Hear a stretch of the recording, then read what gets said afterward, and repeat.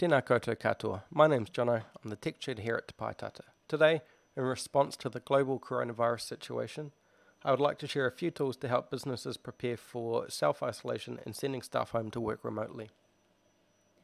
Now, personally, I've been a huge advocate for working remotely for a long time now.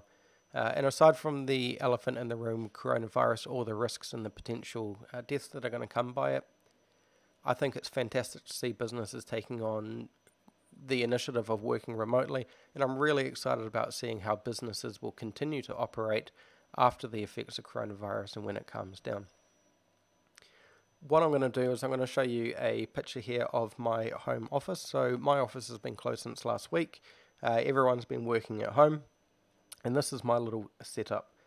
The first thing you need is obviously a laptop or a working computer. And even if you are using a laptop, I cannot work without a mouse. I think it's the most important thing to productivity.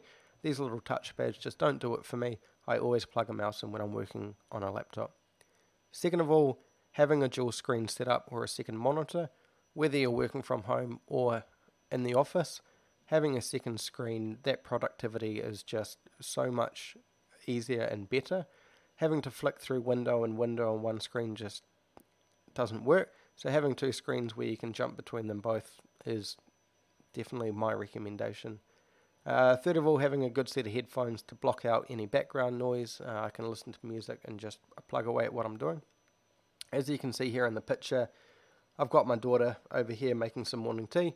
You've got your washing in the background and just your general family hoo-ha of busy family life. The situation's not ideal.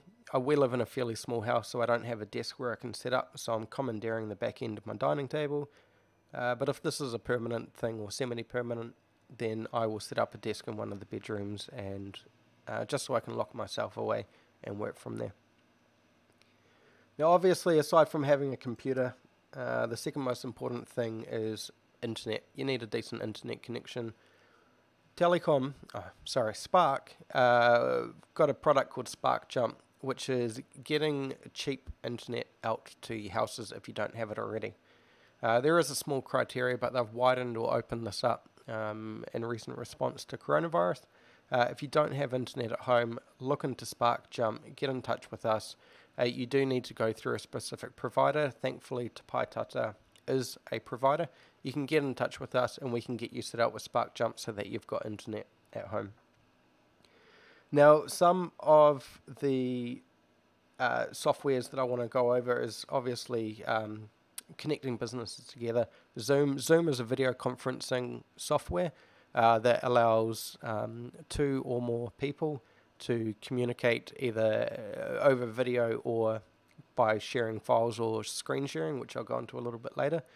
It is a free software, and I believe you can have up to about 200 people zooming in all at the same time. So if you are hosting large meetings or anything like that, Zoom is definitely the way to go. I do believe it's got a 40-minute cap on the free version for meetings with 3 or more. So if it's just you and one other person, you can talk for days. But if you got 3 people, I believe after 40 minutes it's going to cut you off. You might need to reconnect. Either that, or if you think this is a tool that you will be using long term, purchasing a paid subscription of it. Now, Zoom is very similar to Skype. Skype and Zoom work very much the same way. I've been using Skype and Zoom on and off for years. Both of them are fantastic, and they work pretty much exactly the same way. Other ways that businesses can stay connected and communicate. This is Slack. Now, Slack is a messaging program. It's free. You can set up different groups within your organization. So you could have a marketing team or a sales team where there is personal chats amongst them. You could also set up a wider team, company team, where everyone can discuss and see each other. This is really great for sending photos of your home office into your boss or sending each other pictures of your dogs interrupting you while you're working from home. Now, moving ahead is Google Docs. Google Docs is a great way to access documents from home or anywhere you go. The beauty of it is it's all cloud-based, so it doesn't matter what computer you sit at, your documents will go with you.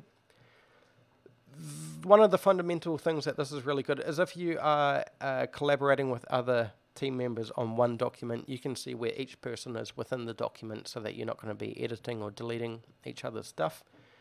It's really great. You've got docs and sheets and slides and all of that, which is the same as Word, Excel, PowerPoint. Now, I personally use Office 365.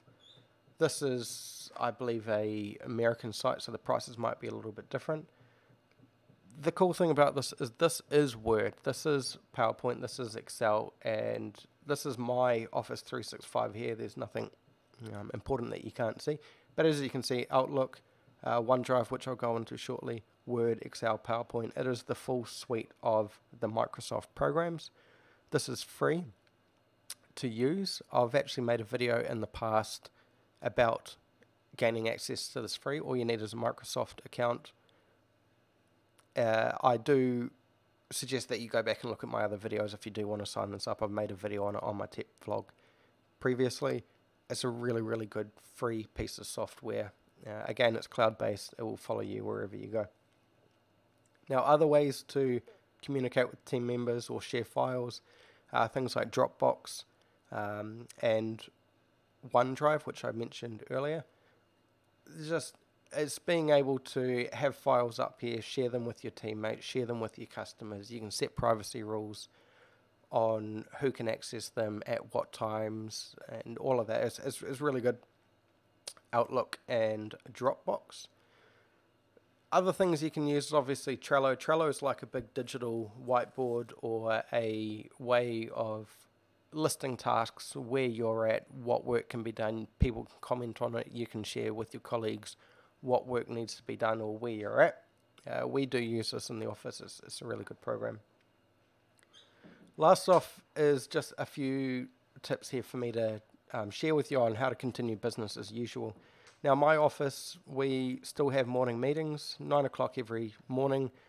We all Zoom into each other and have a big shared conference where we discuss what we're working on that day, any issues or problems or questions that come up we can share with colleagues.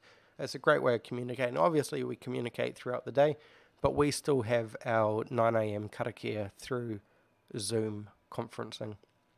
So keeping that up is essential to normalizing working from home. Again, as I mentioned earlier, constant communications or those group chats, whether you jump onto Slack or Facebook Messenger or something like that, communicating with your team members throughout the day is vital. Emails as normal, not much to say about here other than keep up that continuous emails, let your boss or your colleagues know what you're doing. Hey, look, I've updated something on my Trello, or, can you look at Slack? Just keep in contact with them is the key thing. Skype meetings or Zoom meetings, keep them up. Instead of doing face-to-face meetings, obviously you can meet with people digitally now. I found it really fascinating. One of my old GPs up in Auckland has sent out an email saying that they've closed their doors and all consultations will be done via Skype or the telephone. I wish that this had been done a long time ago, because a number of times I've needed to go see a doctor but haven't been able to get out of the house or haven't been able to get to where I need to go. Having a doctor be able to zoom into your home and assess you over the internet is just... This is why I'm a huge advocate of the global way that we're changing to do business, and I'm really excited to see this continue to go afterwards. Screen sharing, which I mentioned earlier, if you're working on a task or a program and you're trying to share what is happening on your screen, Zoom and Skype both have the capabilities to be able to do screen sharing. This means that the person at the other end can see your screen, can see your cursor or your mouse moving around your keyboard, and you can just communicate that way with audio in the background. The last thing is, if you do need any remote support, a great tool to do that is TeamViewer. This allows other people to remotely access your computer. Now, I do say this with a huge word of warning. Just be very careful who you're letting into your computer. Obviously, if it's your boss or one of your colleagues or your IT team, it's generally pretty safe.